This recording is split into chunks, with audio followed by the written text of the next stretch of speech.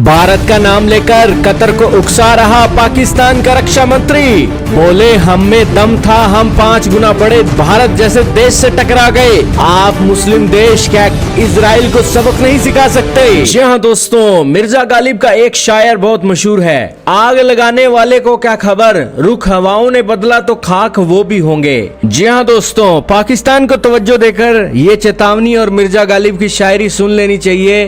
कहीं ऐसा ना हो जाए कि भारत और इजराइल वाले हवाएं ऐसे चलाएं कि पाकिस्तान बर्बाद हो जाए।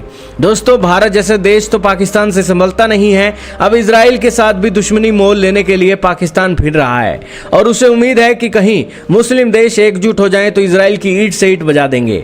लेकिन दोस्तों, इजराइल टेक्नोलॉजी के मामले में भारत से भी कहीं ज्यादा ताकतवर है और इजराइल के अंदर दम है कि अकेले 57 इस्लामिक देशों की ईंट से ईंट बजा दे। तो ये पाकिस्तान जैसा देश आखिरकार टिकता कहां है? लेकिन फिर भी अपने परमाणु बम पर उछलने वाला पाकिस्तान आज इजराइल साथ मुस्लिम देशों के अंदर उनकी चेतना जगाने का काम कर रहा है। हाल ही में पाकिस्तान के रक्षा मंत्री ख्वाजा आसिफ आए हैं और उन्होंने 4 महीने पहले भारत के साथ चले ऑपरेशन का जिक्र किया, जिसके अंदर उन्होंने शिकस्त भी खाई और अंतरराष्ट्रीय स्तर पर बेइज्जती भी करवाई और ट्रंप भी इनकी बातों में आकर भारत से दुश्मनी मोल ले बैठे।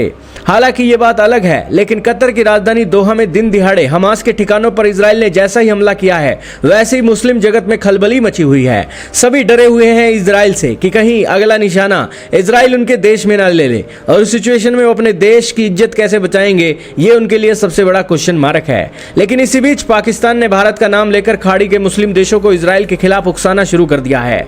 लेकिन दोस्तों, इन सब बातों के बीच मुस्लिम देशों को भड़काते हुए पाकिस्तान के रक्षा मंत्री इतना आगे निकल गए कि उन्होंने भारत को अपने से 5 गुना ज्यादा शक्तिशाली देश बता दिया और यह कह दिया कि हमने उनसे टकराते हुए 1 मिनट की भी देर नहीं लगाई। और इसी के चलते उन्होंने इस खाड़ी के देशों को सबक सिखाया कि आप इजराइल को सबक क्यों नहीं सिखा सकते। ख्वाजा आसिफ ने मुस्लिम देशों को ललकारते हुए कहा कि अब वक्त आ गया है कि मुस्लिम देश तो दुष्ट राष्ट्र इजराइल के खिलाफ एकजुट हों। कतर पर इजरायली हमलों की आलोचना करते हुए आसिफ ने कहा कि तेल अवीव के प्रति तुष्टीकरण एक गलत नीति है। आसिफ ने सोशल मीडिया प्लेटफॉर्म एक्स पर लिखा, अब समय आ गया है कि मुस्लिम देश एक दुष्ट राष्ट्र इजराइल के खिलाफ एकजुट हो। हमारा एजेंडा मुस्लिम जगत से व्यापक रूप से निपटना और आर्थिक शक्ति को बेअसर करना है और यह सोचना मूर्खता है कि इजराइल के प्रति नरम रुख अपनाने से वे सुरक्षित रहेंगे।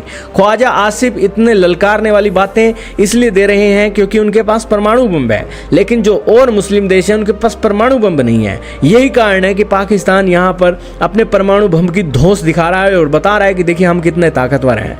खैर, मुस्लिम देश भी पाकिस्तान की बातों में आने वाले नहीं हैं क्योंकि उनके पास परमाणु बम था, फिर भी दोस्तों भारत ने उन्हें चौपड़ के रख दिया।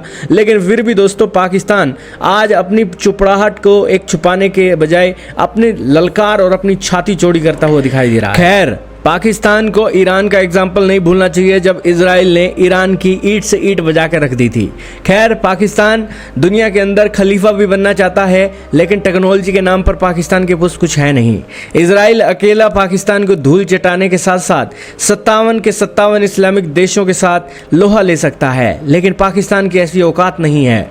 आपको बता दें कि 9 सितंबर को इजराइल ने कतर की राजधानी दोहा में 2100 किलोमीटर की दूरी पर हमास के ठिकानों पर एयर स्ट्राइक की थी, जिसमें हमास के 5 सदस्यों के मारे जाने की खबर थी। इजरायली हमले में मरने वालों में हमास के शीर्ष वार्ताकार खलील अल हया का बेटा भी शामिल था और एक कतर सुरक्षा अधिकारी भी इस हमले में मारा गया। कतर ने इसे अपनी संप्रभुता पर हमला और अंतर्राष्ट्रीय कानूनों का उल्लंघन करार दिया था।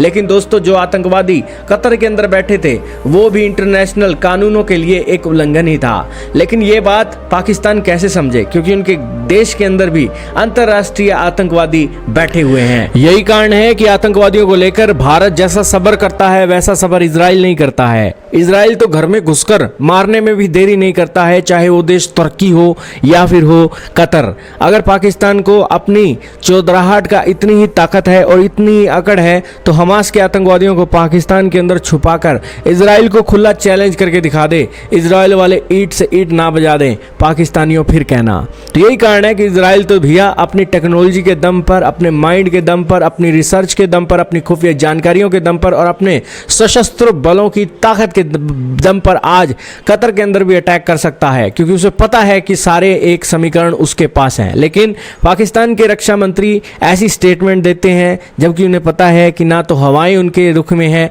और ना ही दुनिया के अंदर उनको कोई तवज्जो देता है।